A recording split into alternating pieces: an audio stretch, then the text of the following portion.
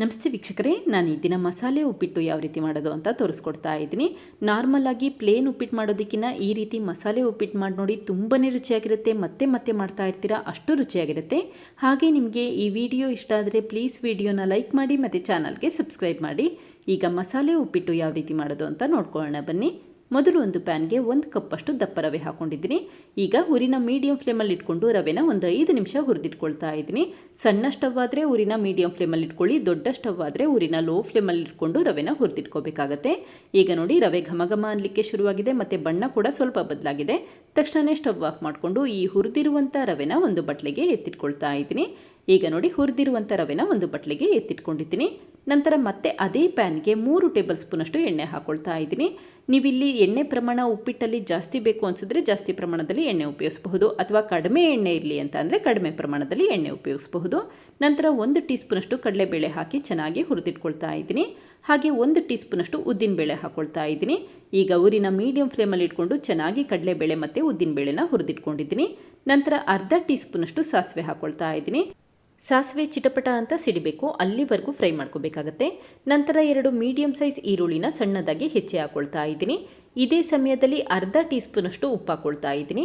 ಉಪ್ಪು ಹಾಕೋದ್ರಿಂದ ಈರುಳ್ಳಿ ಎಲ್ಲ ಬೇಗ ಫ್ರೈ ಆಗುತ್ತೆ ಅಂತಷ್ಟೇ, ತುಂಬ ಸಮಯ ಫ್ರೈ ಮಾಡೋ ಅವಶ್ಯಕತೆ ಇರೋದಿಲ್ಲ. ಈ ರೀತಿ ಈರುಳ್ಳಿ ಬಣ್ಣ ಬದಲಾಗಬೇಕು, ಅಲ್ಲಿವರೆಗೂ ಫ್ರೈ ಮಾಡಿ ಇಟ್ಕೊಂಡ್ರೆ ಸಾಕು. ನಂತರ ಒಂದು ಹಸಿರು ಮೆಣಸಿನ್ಕಾಯಿನ ಉದ್ದವಾಗಿ ಕಟ್ ಮಾಡಿ ಹಾಕಿದ್ದೀನಿ. ಹಾಗೆ 1 ಟೇಬಲ್ ಸ್ಪೂನಷ್ಟು ಕರಿಬೇವಿನ ಸೊಪ್ಪನ್ನ ಸಣ್ಣದಾಗಿ ಹೆಚ್ಚಿ ಹಾಕ್ಕೊಂಡಿದ್ದೀನಿ. ಈಗ ನೋಡಿ, ಚೆನ್ನಾಗಿ ಫ್ರೈ ಮಾಡಿ ಇಟ್ಕೊಂಡಿದ್ದೀನಿ. ನಂತರ ಒಂದು ಮೀಡಿಯಂ ಸೈಜ್ ಟೊಮೆಟೊನ ಸಣ್ಣದಾಗಿ ಹೆಚ್ಚಿ ಹಾಕ್ಕೊಳ್ತಾ ಇದ್ದೀನಿ.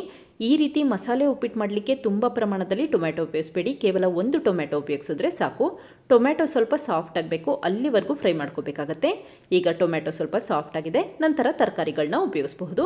ನಾನಿಲ್ಲಿ 4 ಟೇಬಲ್ ಸ್ಪೂನಷ್ಟು ಸಣ್ಣದಾಗಿ ಹೆಚ್ಚಿರುವಂಥ ಕ್ಯಾರೆಟ್, ಹಾಗೆ 4 ಟೇಬಲ್ ಸ್ಪೂನಷ್ಟು ಸಣ್ಣದಾಗಿ ಹೆಚ್ಚಿರುವಂಥ ಬೀನ್ಸ್ ಹಾಕ್ಕೊಂಡಿದ್ದೀನಿ. ಈಗ ಚೆನ್ನಾಗಿ ಒಂದ್ಸರಿ ಮಿಕ್ಸ್ ಮಾಡ್ಕೊಳ್ತಾ ಇದ್ದೀನಿ. 1 ನಿಮಿಷ ಈ ರೀತಿ ಫ್ರೈ ಮಾಡಿದ ನಂತರ ಅರ್ಧ ಕಪ್ಪಷ್ಟು ಫ್ರೋಝನ್ ಬಟಾಣಿ ಉಪಯೋಗಿಸ್ಕೊಳ್ತಾ ಇದ್ದೀನಿ.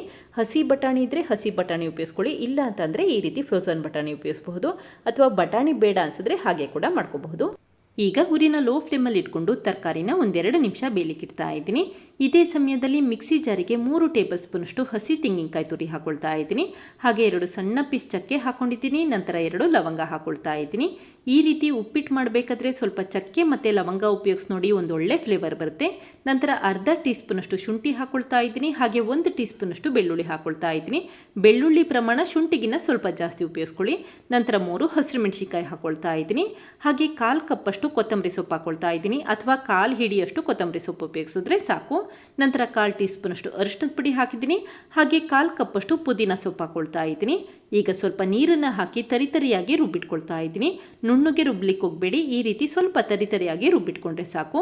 ಈಗ ಈ ರುಬ್ಬಿರುವಂಥ ಮಿಶ್ರಣನ ಮತ್ತೊಂದು ಬಟ್ಲಿಗೆ ಎತ್ತಿಟ್ಕೊಳ್ತಾ ಇದ್ದೀನಿ. ಈ ರೀತಿ ಕೊತ್ತಂಬರಿ ಸೊಪ್ಪು, ಪುದೀನ ಸೊಪ್ಪು ಮತ್ತು ತೆಂಗಿನಕಾಯಿ ತುರಿನ ರುಬ್ಬೋದ್ರಿಂದ ಒಂದೊಳ್ಳೆ ಫ್ಲೇವರ್ ಉಪ್ಪಿಟ್ಟಲ್ಲಿ ಬರುತ್ತೆ ಅಂತಷ್ಟೇ. ಹಾಗೆ ಮಿಕ್ಸಿ ಜಾರಿಗೆ ಸ್ವಲ್ಪ ನೀರನ್ನು ಹಾಕಿ ಆ ನೀರನ್ನು ಕೂಡ ಉಪಯೋಗಿಸ್ಕೊಳ್ತಾ ಇದ್ದೀನಿ. ಈಗ ನೋಡಿ, ತರಕಾರಿ ಕೂಡ ಸ್ವಲ್ಪ ಚೆನ್ನಾಗಿ ಬೆಂದಿದೆ. 2 ನಿಮಿಷ ಬೇಯಿಸಿಟ್ಕೊಂಡ್ರೆ ಸಾಕು, ತುಂಬ ಸಮಯ ಬೇಯಿಸೋ ಅವಶ್ಯಕತೆ ಇರೋದಿಲ್ಲ.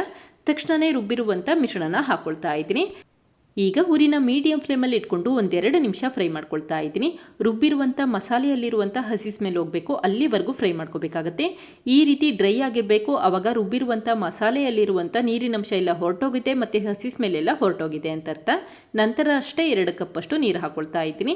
ನಾನಿಲ್ಲಿ 1 ಕಪ್ಪಷ್ಟು ರವೆ ಉಪಯೋಗಿಸಿರೋದ್ರಿಂದ 2 ಕಪ್ಪಷ್ಟು ನೀರನ್ನು ಉಪಯೋಗಿಸ್ಕೊಂಡಿದ್ದೀನಿ. ನಿಮಗೆ ಉಪ್ಪಿಟ್ಟು ಸ್ವಲ್ಪ ತೆಳುವಾಗಿ ಬೇಕು ಅನಿಸಿದ್ರೆ ನೀರಿನ ಪ್ರಮಾಣ ಜಾಸ್ತಿ ಮಾಡ್ಕೊಳ್ಳಿ.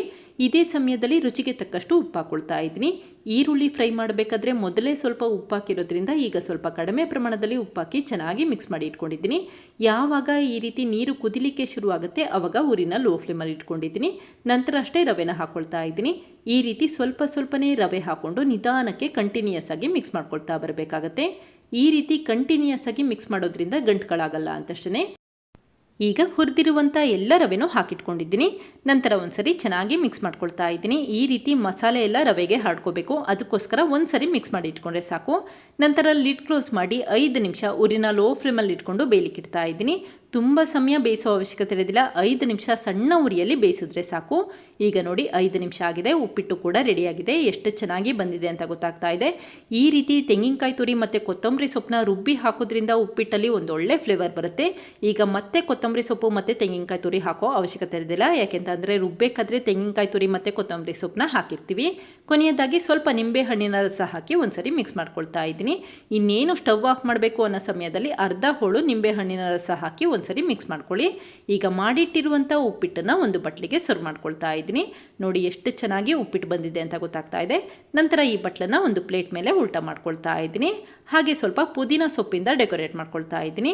ನೋಡಿದ್ರಲ್ಲ ಫ್ರೆಂಡ್ಸ್, ಎಷ್ಟು ಸುಲಭವಾಗಿ ಮಸಾಲೆ ಉಪ್ಪಿಟ್ಟು ಯಾವ ರೀತಿ ಮಾಡಿದೆ ಅಂತ ಗೊತ್ತಾಯ್ತಲ್ವಾ. ತುಂಬಾ ರುಚಿಯಾಗಿರುತ್ತೆ, ಮನೆಯವರಿಗೆಲ್ಲ ಖಂಡಿತ ಇಷ್ಟ ಆಗುತ್ತೆ. ನೀವು ಕೂಡ ಇಷ್ಟಪಡ್ತೀರಾ, ಒಂದ್ಸರಿ ಟ್ರೈ ಮಾಡಿ. Thank you. ಲೈಕ್ ಮಾಡಿ ಮತ್ತು ಸಬ್ಸ್ಕ್ರೈಬ್ ಮಾಡಿ.